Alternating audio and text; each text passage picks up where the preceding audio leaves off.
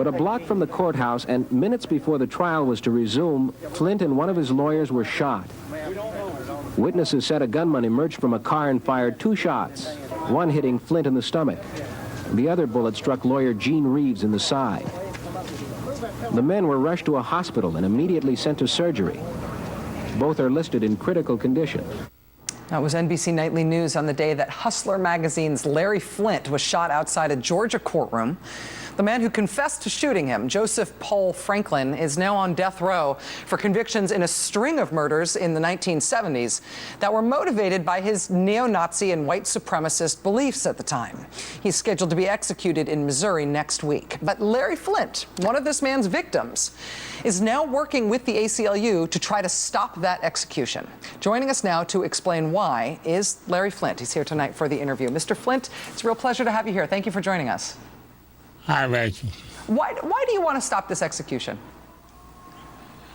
Well, you know, when I wrote that piece for the Hollywood Reporter, I didn't expect it to go viral. You know, I've been against the death penalty for as long as I can remember. I just don't think we should be in the business of killing people for lives that we're trying to protect. Is there part of you for which it is difficult to separate that long-held political belief of yours from, I would guess, an understandable anger or desire for vengeance against the guy who put you in a wheelchair for life?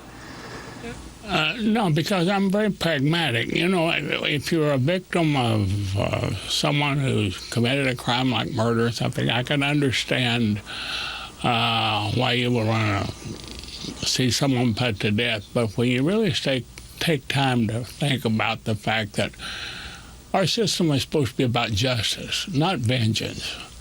And when someone sets out to commit a crime like murder, they don't stop and think, well, am I going to get the life in prison or am I going to get the death penalty if I do this? That's not the way they think. It's not a it's not a deterrent. It never has been. And, you know, in England in the 18th century, pickpocketing was a capital offense, and they used to hang the pickpockets every Saturday in the town square. And while they were doing it, people would be going through the crowd, picking the pockets of the people watching the pickpockets getting hanged. So I think the British caught on very early, you know. The capital punishment was not a deterrent.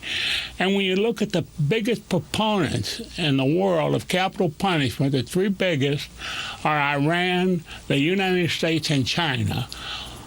Why do we want to be lumped in with them barbarians? You know, I can understand, you know, people wanting justice. I just don't understand vengeance. It's much tougher on a guy if you put him in a 3x6 cell for the rest of his life rather than sniff his life out with a lethal injection in a matter of seconds. But as far as how they're putting these people to death, I want to remind you, Rachel, that a few years ago down in Florida, they was having trouble with the electric chair, and they kept hiding the issues because people were actually burning up, getting caught on fire, and there was a lot of suffering. They weren't dying right away, and I think maybe Florida has solved that problem by now.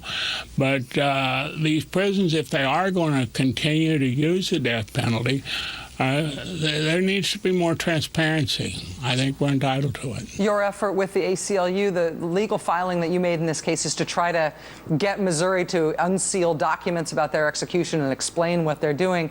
Is that basically just, that's the leverage you've got to try to slow it down, or do you think that would make a difference against the death penalty broadly?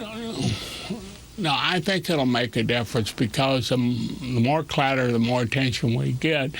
You know, anesthesiologists are supposed to be administering these drugs. They're supposed to be board certified. They take an oath. They're not supposed to be, you know, killing people for fun. And I think all of that needs to be exposed.